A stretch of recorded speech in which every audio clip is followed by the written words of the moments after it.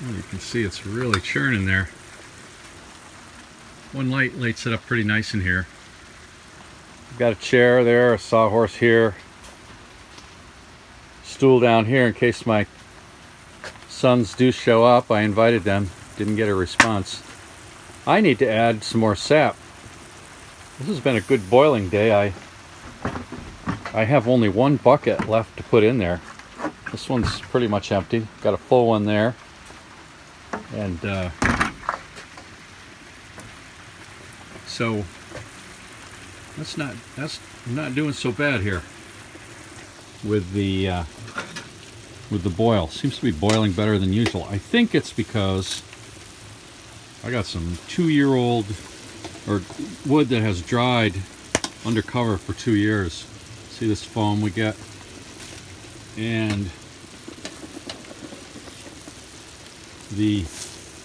my glasses are steaming up, the camera's steaming up.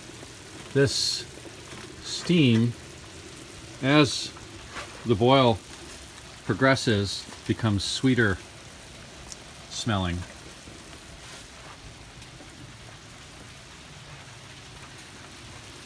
Get a nice maple smell to it.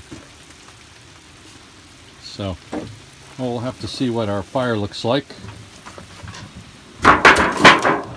Oh yeah, that's a good fire, all right. Look at that. A lot of coals, a lot of heat.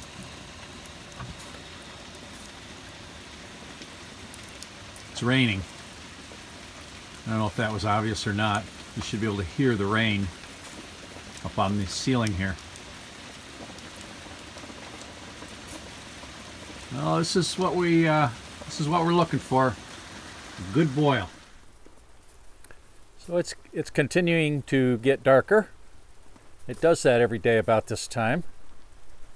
And I've just come back from the woods behind my house. I managed to get just a touch more than a full bucket, which is good. I think this boil will result in a gallon of syrup in the end. And I hope to put this bucket in there in the pan in just a moment here. I don't hope to, I will. And what I hope is that it will heat up and go down again tonight so that I can put my last bucket, I have 2 here now, and we will leave that. We will leave that overnight until the morning. We won't worry about stoking the fire anymore.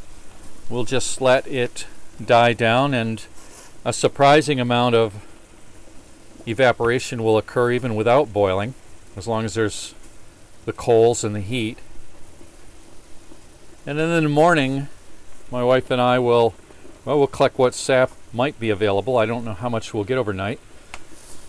And we'll finish off boiling as much as we can and bring it, drain it off and bring it in the house and finish it off. We used to stay up very late to finish the boil. I'm going to sit down here. Ah, yes. Well, this would be nice if my sons would show up. I'll get Marlene out here and we'll just hang out here for a while. That's part of the beauty of this whole thing. Well, we used to fret about getting it all done in one day. We'd stay up late, we'd be tired, and we'd drain this off eventually. But we realized that we don't have to bother with that. We can just leave it. It's undercover, heat it up the next day, stoke the fire, finish it off then. We've become much more relaxed about the whole process after nearly 20 years of doing this. And it's become easier. Anything, when you start to do it, you've never done it before, you stress over it, and you make your mistakes, and then you learn, and it becomes easy. Or much easier. There's nothing really hard about this. Look at that boil in the center. That's gorgeous. Now when I pour that bucket in, or I usually pour in half a bucket, half a pail at a time, the boil will stop. The water will cool right down. And it'll have to heat up again.